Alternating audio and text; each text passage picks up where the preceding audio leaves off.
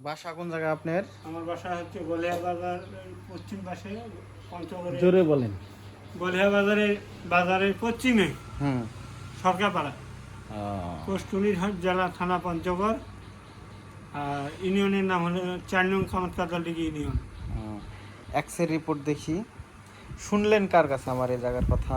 এটা শুনছি আমি, এই যে হারি বাসায় এক লোক বললো, হুম। বলে আপনাদের ভেকু দিয়ে না অটো ইয়া দিয়ে খুব দ্রুত মহিলারা অ্যাক্সিডেন্ট হয়েছিল, তখন আপনাদের এখানে আসে, সে ভালো হয়ে গেছে। তো এটার জন্য আমি এই সকালে যাই, সদরে যাই, এসআরি করলাম। আজকে এক্স রে করছেন আজকে নাকি? আজকে করছি। যেমন এক্স রে হচ্ছে ডাইন পায়ে ভাঙা, হ্যাঁ, ডান ডান, এই যে, তাই না? জি।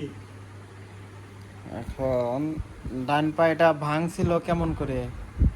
এরকম ভাবে হাঁটে যাচ্ছি, যাওয়ার পরে এরকম ঢালু ছিল, এই পাহাড়টা এইভাবে পড়ছিল, পরে আমি যে পড়ছি আর উঠতে পারিনি।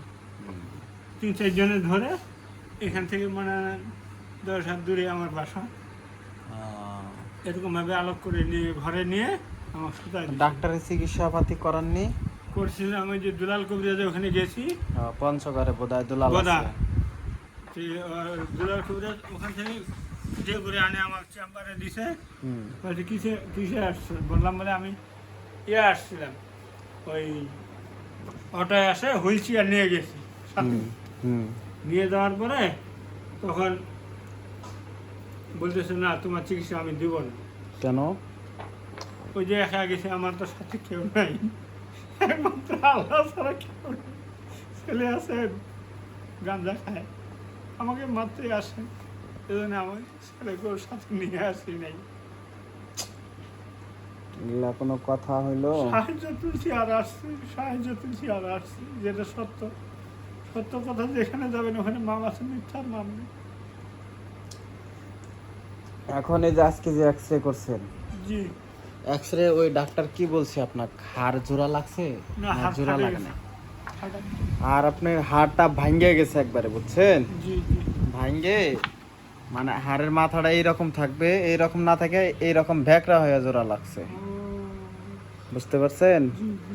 এটা ওই যে কঙ্কালে আপনি দেখেন, এই যে এটা যে এরকম সোজা আছে না বলের মাথাটা, ওই জায়গায় কিন্তু সোজা নাই, এই রিপোর্টে কিন্তু সোজা নাই, এটা কিন্তু ভস্কে গেছে। ওগুলো তো আমি বুঝতে পারবো না, কিন্তু আপনারা এগুলা বুঝতে পারবেন, ভস্কে এই জন্যে গেছে। ইয়া করে নিয়ে আসছি, হুম। এই আর কি। লিফট দিয়ে উঠছি। এখন কথা হলো, আপনি 4 ভাগের ভিতরে 3 ভাগ রিপোর্টে ভালো আসছে, আলহামদুলিল্লাহ। বুঝছেন? আর 1 ভাগ সমস্যা আছে। ওই 1 ভাগে আপনি আমাদের এই জায়গায় একবার 2বার আসলেই ক্লিয়ার হয়ে যাবে, বুঝতে এখন এত পারছেন? রাস্তা কিভাবে আসবো আর যাবো? এখন এত রাস্তা যেহেতু দূরের, চিকিৎসার জন্য আপনাকে আসা লাগবেই, তাই না? চিকিৎসার জন্য আসা লাগবে।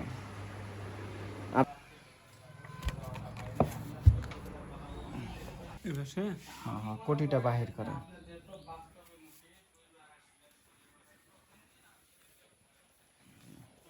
এই উপরে লুঙ্গিটা লুজ দেন, লুঙ্গিটা লুজ দেন, বাস।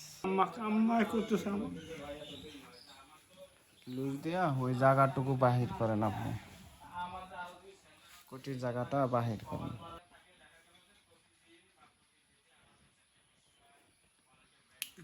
এখন ওই জায়গাটুকু মালিশ করেন,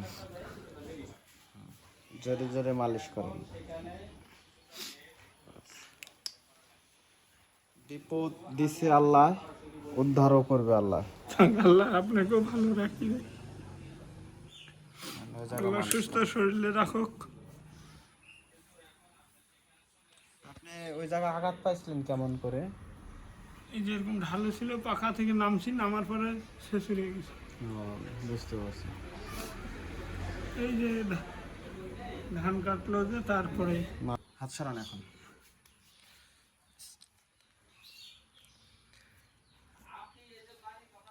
এটা ধরেন এইভাবে, ওইভাবে না, এই যে এরকম করে চাপ দেন, বাস। চাপ দিয়ে ধরেন, সোজা হয়ে বসেন। আপনার এই জায়গায় ধরছে? কেমন লাগতেছে ওই জায়গা? জ্বালাচ্ছে। জ্বালাচ্ছে বলতে কেমন লাগতেছে এই জায়গা? মনে হয় জানি এই যে এরকম এরকম করতেছে। এরকম করতেছে, মনে হয় যে হানাইতাছে বা গুতাইতাছে, হ্যাঁ ঘাওয়াইতাছে, তাই না? জি আপনার ওই জায়গায় সমস্যা আছে বলেই আপনাকে এরকম ধরছে, সমস্যা না থাকলে ধরতো না। বুঝতে পারছেন? জি দেখি হাতটা তুলেন তো একটু, হাতটা তুলেন।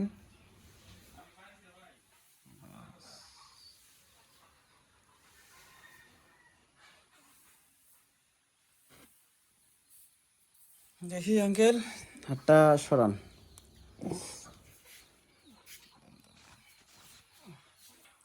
পাটা, লুঙ্গিটা পরার পরে পাটা এরকম করেন।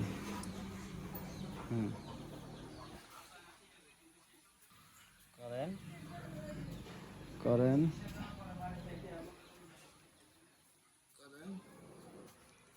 একাই হাঁটতে পারবেন না? ঠেঙ্গু ছাড়া, ক্লাস ছাড়া পারবেন না? পারি না, তুমি দেখো ভয় করে না কি করে? ভয় করে। আমি ধরছি, আসেন। হ্যাঁ, ব্যাস। পা ভাঁজ করা লাগবে তো, পা এইভাবে ভাঁজ করা লাগবে। হ্যাঁ, এভাবে ভাঁজ করে হাঁটেন। হ্যাঁ, হাঁটেন। ব্যাস।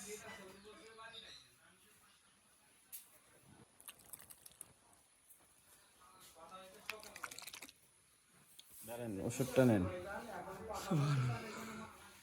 ওষুধটা বুঝছেন, জি আগামীকালকে থেকে মালিশ করবেন। আগামীকালকে থেকে, আজকে দেওয়া যাবে না, রাত্রেও দেওয়া যাবে না। ওষুধটা যখন দিবেন তখন ভালো করে একটু ঝাঁকায় নেবেন, ঝাঁকানোর পরে তারপরে যেরকম করে মালিশ করে দিলাম না, ওই রকম করে মালিশ করবেন।